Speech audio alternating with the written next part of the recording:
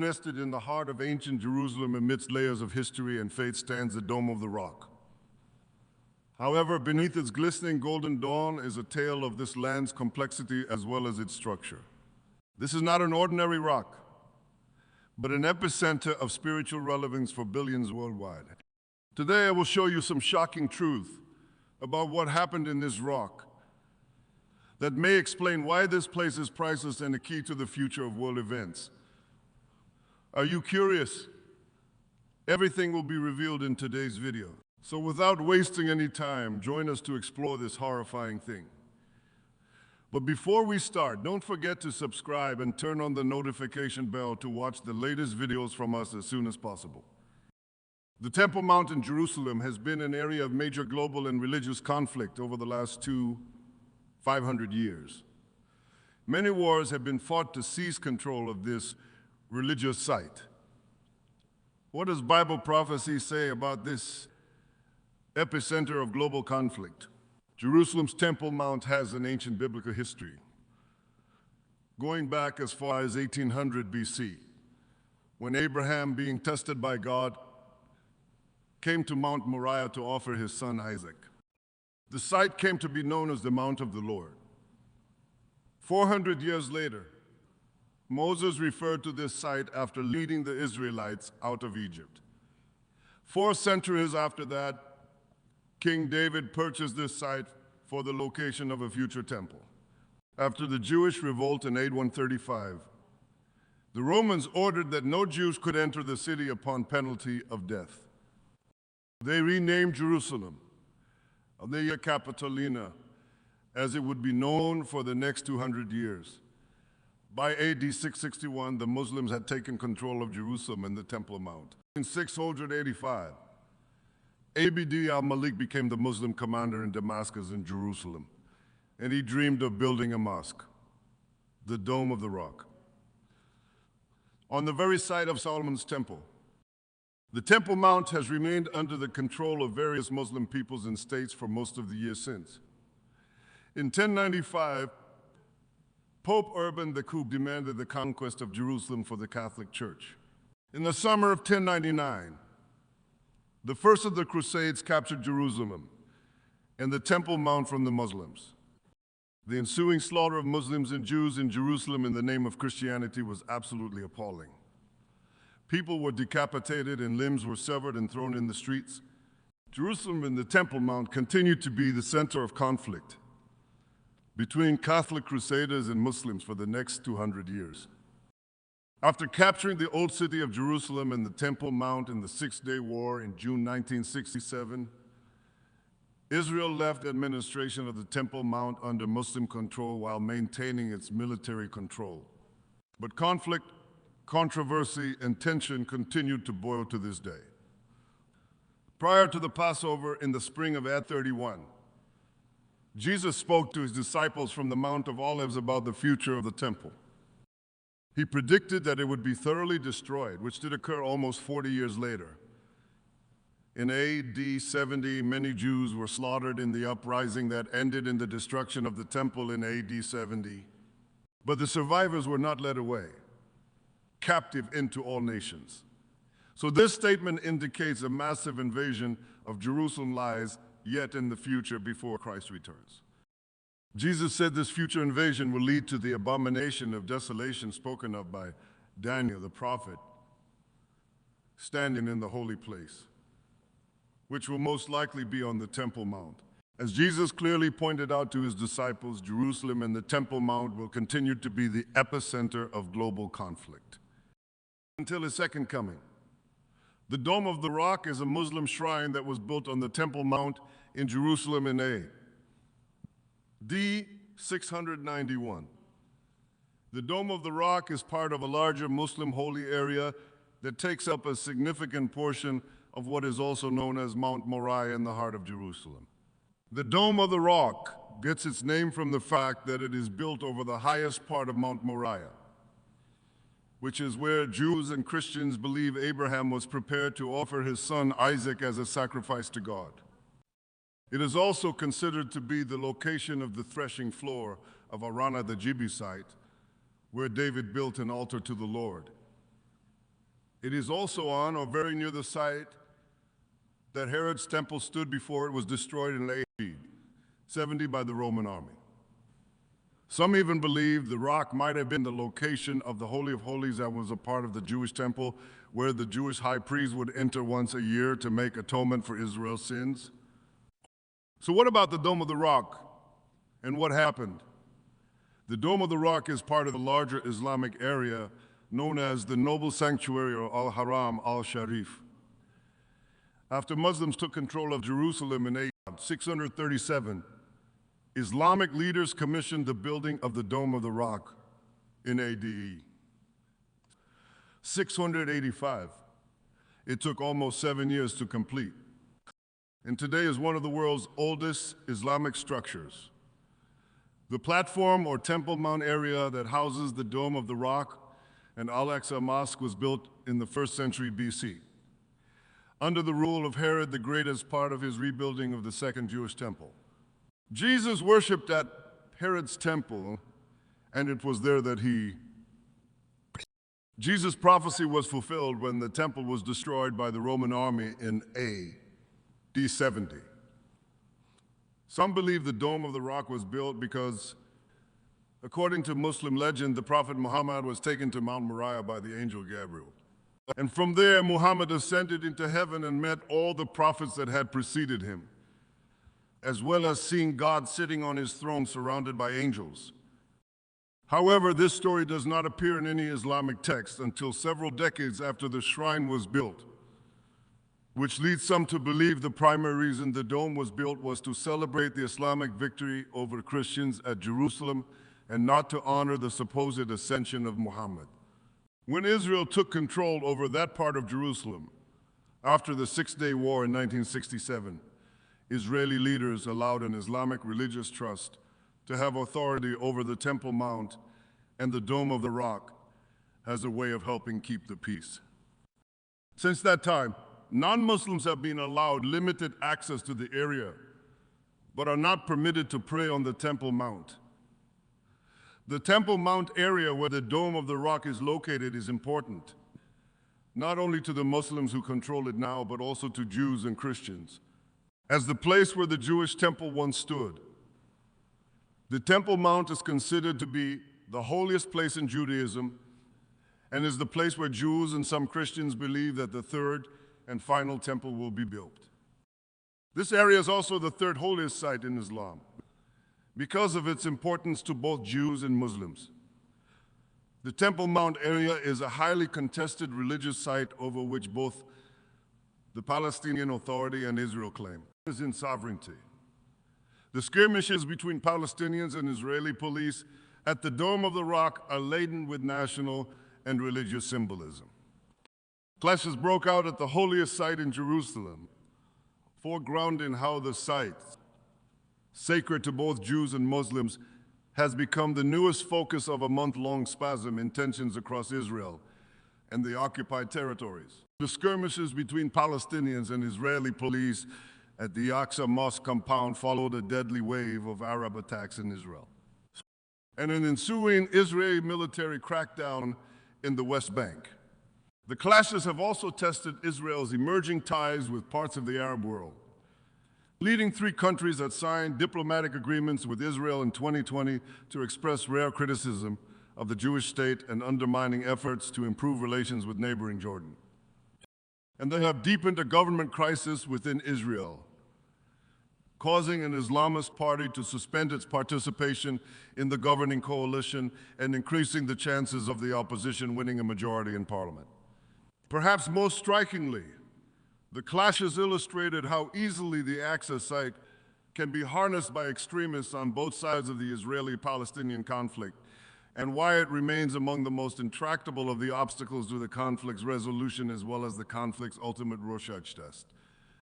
For many Jews, the site is the holiest in Judaism, the location of 2 ancient temples where tradition holds that God's presence was revealed. To Israelis, it is an essential part of their sovereign territory and capital. And officials have exhibited considerable prudence by limiting Jewish activity there since capturing the site from Jordan in 1967. To the government, The police interventions have been necessary law enforcement operations to quell riots started by Muslim extremists, led by Hamas, the Islamist militant group, and to secure access for Jews, tourists, and thousands of peaceful Muslims.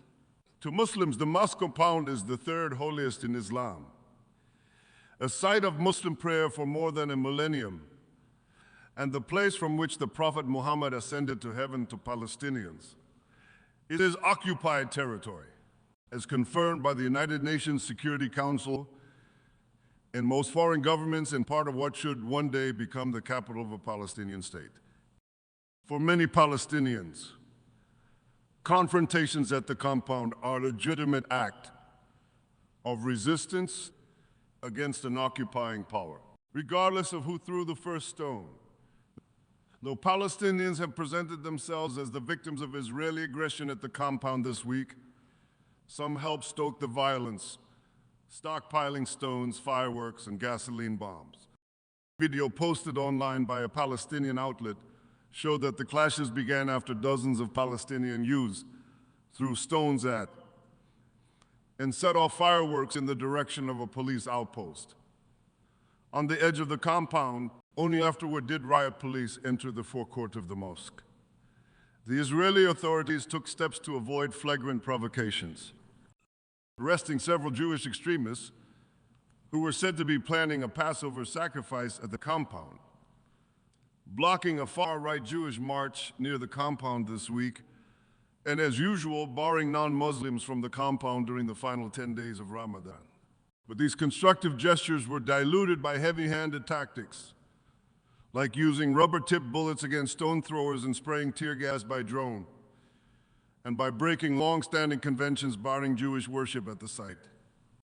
For months, the Israeli police protected Jewish worshippers at the site, breaking a decades-old understanding aimed at preventing conflict.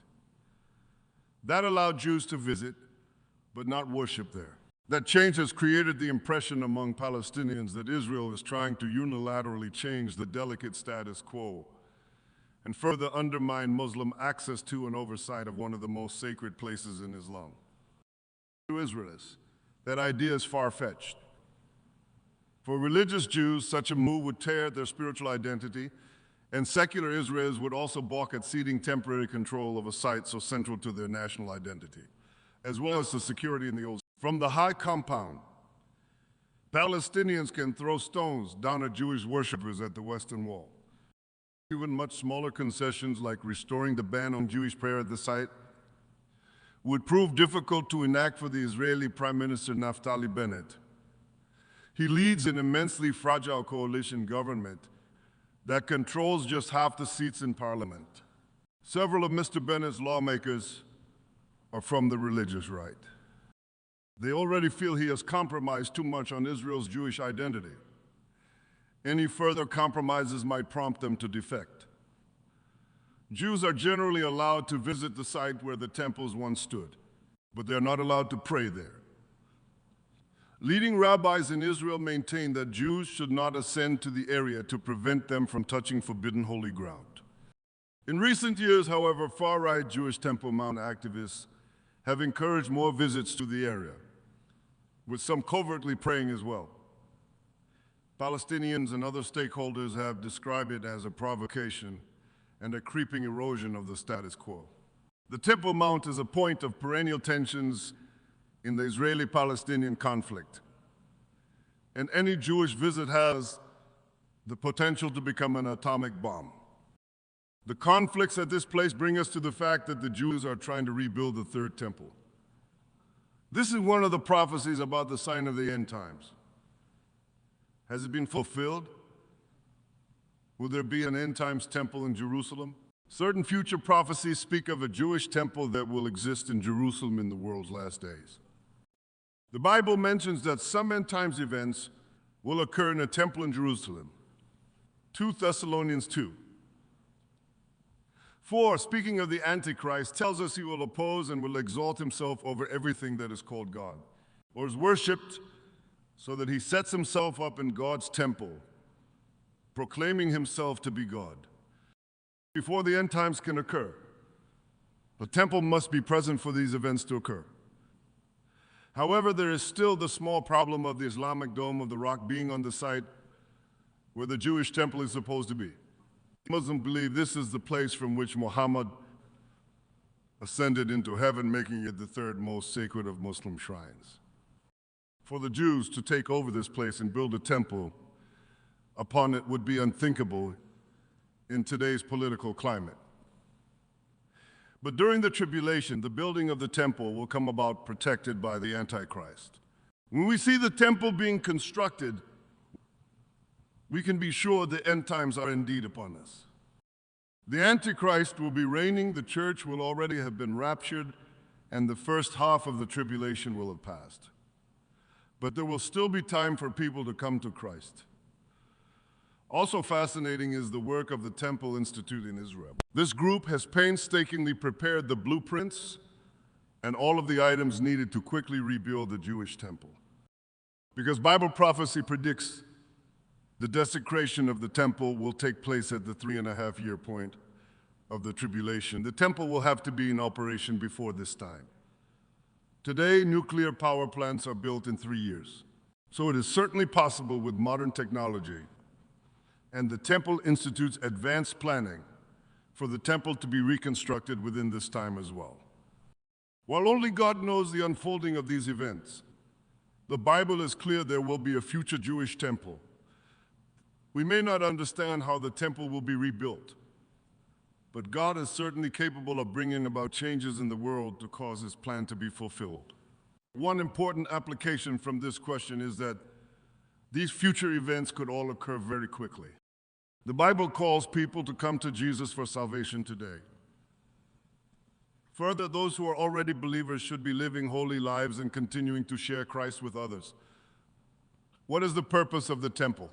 To start, we must go back to the original tabernacle built by Moses in the wilderness. Since they were traveling tribes, God had them build a tent for a place of worship where people would meet with God. Priests would perform rituals God expected from them, and the Israelites would gather as a people. The tabernacle was supernaturally marked at its inception as God's appointed place. Exodus 33:9. The centerpiece of the tabernacle was the Holy of Holies, where they placed the Ark of the Covenant that held the manifest presence of God behind a thick veil. After the time of the judges came the time of the kings, beginning with Saul and David. David had moved the Ark of the Covenant to Jerusalem, the new capital of Israel, and wanted to build a permanent home. God made clear he didn't need one, but the task was handed down to David's son, Solomon, to build the temple. David gave Solomon the instructions, and Solomon built the temple, which had a structure similar to the tabernacle in its divided sections, and the Ark of the Covenant in the Holy of Holies. The temple also served the same purpose of housing God's presence and being the place where Israel had fellowship with God and worshiped Him. God again marked His pleasure with the temple through a supernatural manifestation. The second temple served the same purpose of the place, to meet with God, fellowship with, and worship Him. Much of the Old Covenant rituals require a tabernacle or temple to be consistent with God's law, referred to as the Mosaic or Old Covenant. The third temple would give the Jews a central location once again to worship and fully keep God's covenant with them. For the Jews who believed that the destruction of the temple was a punishment for their sin and rebellion, the third temple would be a sign of redemption in conjunction with the coming Messiah. What happened to the first two temples? Solomon's temple was built in 1000 BC and destroyed by Babylon in 586 BC. As part of the downfall of Israel and then Judah, the Ark of the Covenant was already gone. The Old Testament doesn't give the details of when or who took the Ark, but it was possibly stolen by the Egyptians or even Babylon. After Babylon fell and the Persian Empire rose to power, the king of Persia allowed the Jews to return to Jerusalem to rebuild the wall and the temple. The book of Nehemiah is the narrative of rebuilding the wall. Ezra gives the story of constructing the second temple, which took from 538-515 BC.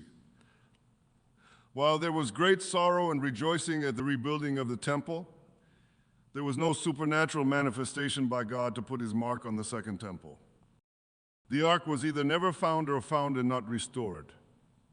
King Herod, a Roman political puppet, added on to the second temple in 37 BC, enlarging it.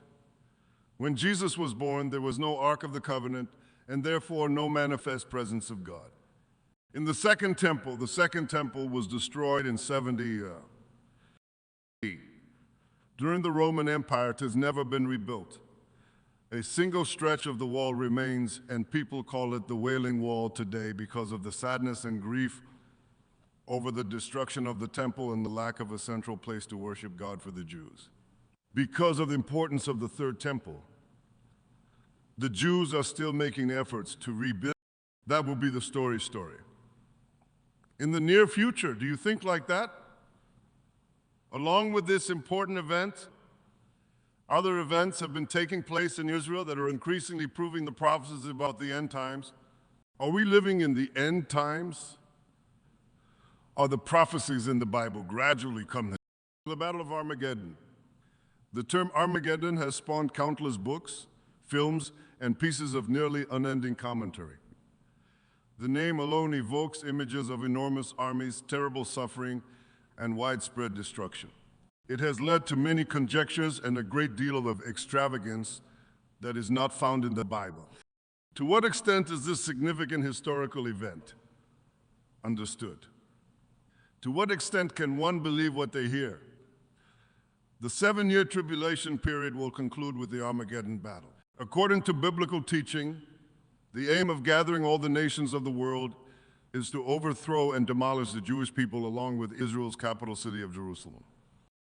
This is the time of the battle of Gog and Magog that is mentioned in Ezekiel 38:39. Christ returns after the world's armies have conquered half of Jerusalem. Christ's second coming is another name for his return. A high-level summary of these events can be found in Revelation 16:14-16. Studying the prophetic picture raises several questions, one of which is how a country the size of modern-day Israel could stand up to the combined might of all the world's armies.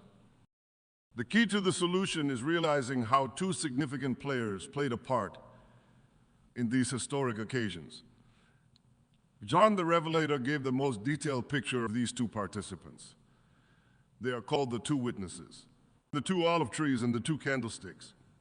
Latter-day Revelation teaches that there are two prophets raised up to the Jewish nation who will prophesy to them after they are gathered and have built. Jerusalem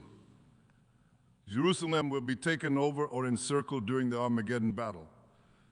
Homes will be pillaged and women will be sexually assaulted. Christ will arrive when the city is half vanquished. This is Christ's second coming. When the opposing army eventually captures and kills the two prophets, their bodies are left in the streets of Jerusalem for 3 days and a half, during which the forces of evil celebrate their deaths to the fullest. During the 3 days and a half that the prophets lie dead in the streets, the army will ravage the city of Jerusalem. So great will be the devastation that for 7 years Israel will be able to live off the spoils of war left behind. It will take 7 months to bury the dead, and thereafter burial teams will search out the remaining bodies in an attempt to cleanse the land. Isaiah said that the Lord had delivered them to the slaughter, and the mountains shall be melted with their blood. Jeremiah stated that the Lord will give them that are wicked to the sword, and the slain of the Lord shall be at that day from one end of the earth, even unto the other. Armageddon, which is defined as the destruction of the wicked, heralds the end of the world. However, it sets the stage for the dawning of Christ's millennial reign and the millennium of peace that will last for a millennium. A remarkable era of righteousness, health, education, prosperity, and security will be upon humanity. The widespread destruction of the wicked is necessary for the start of the millennial era. Thus, even though thinking about the Armageddon battle is terrifying in and of itself, it is required due to the world's wickedness and will eventually be crucial to the Lord's plan for the world's redemption. So are you ready for his second coming? Let's share your feelings with me now. And that if you enjoy it, please give us a like. Don't forget to subscribe and turn on the notification bell to watch the latest videos from us. Thank you so much for watching and hope to see you in the next videos. Goodbye, God bless you.